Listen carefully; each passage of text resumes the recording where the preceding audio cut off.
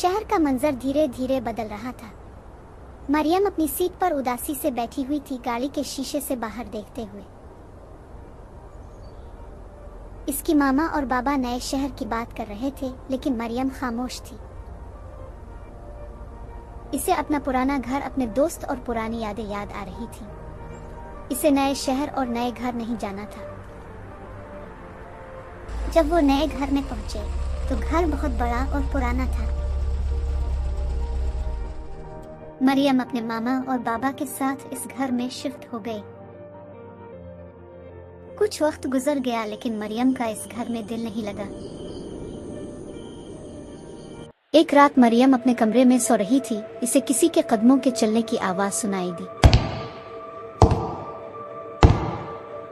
इस आवाज से मरियम उठ गई। इसने आसपास देखा, लेकिन कुछ नजर नहीं आया। इसने अपना वहम समझा और दोबारा सो गई। अब से रोज मरियम के साथ ये होता था। मरियम अब डरने लगी थी। मरियम ने यह सब अपनी मामा बाबा को बताया, लेकिन उन्होंने भी इसे इसका वहम समझा। एक दिन मरियम अपने कमरे में शीशे के सामने खड़ी थी। इसकी अंगूठी नीचे गिरी। वो जैसे ही इस अंगूठी को उठाने के लिए नीचे झुकी, शीशे में एक बहुत ही ज्यादा खौफनाक चुड़ैल नजर आई।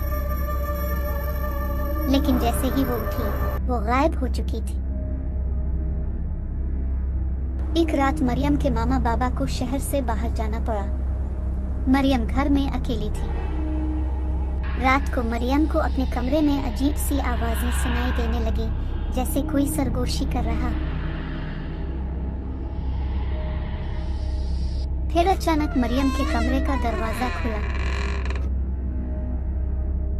मरियम ने पास जाकर देखा, मगर कोई भी नहीं था।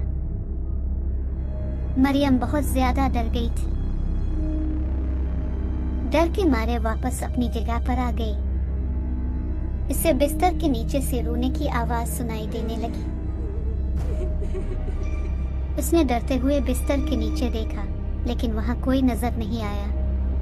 वो जैसे ही सीधी हुई, वो चुड़ैल इसके सामने खड़ी थी। मरियम ने बहुत जोर से चीख मारी। अगले दिन मरियम के मम्मा बाबा वापस आ जाते हैं। वो मरियम से मिलने के लिए इसके कमरे में जाते हैं। मरियम अपने कमरे में सो रही होती है।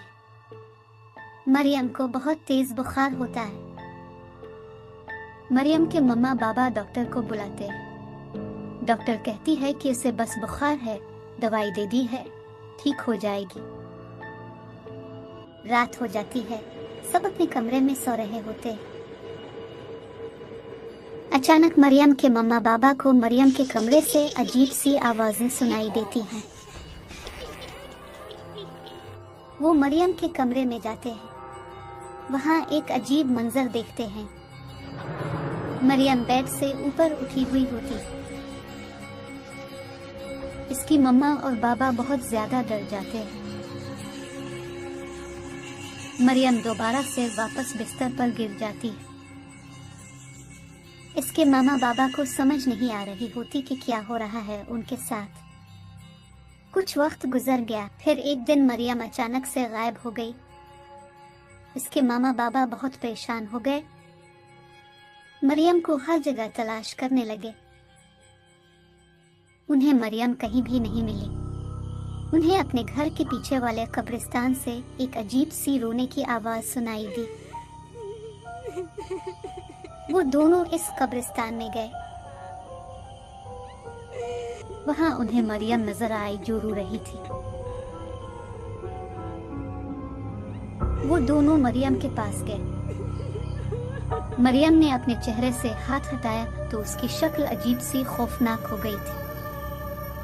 फिर मरियम ने कहा, बाबा आपने क्यों मारा? क्यों मारा आपने बिस्मा को? वो मुझे ले जाएगी। ये कहते कहते वो वहीं बेहोश हो गई। इसे इसके मामा बाबा घर ले आए और उसे अपने कमरे में सुला दिया। मरियम के पापा बहुत परेशान थे। मरियम की मामा ने उनसे कहा, ये सब हमारे साथ क्यों हो रहा है? वो बहुत ज्यादा डर रही थी। मरियम की मामा ने कहा, बताए ना, कौन है ये बिस्मा और ये हमसे क्या चाहती है?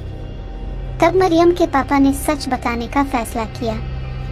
उन्होंने बताया, बहुत अरसा पहले की बात है, मैं और मेरी पहली बीवी बिस्मा इस घर में हंसी खुशी रहते थे, लेकिन बिस्मा में बहुत ज्यादा एटीट्यूड था।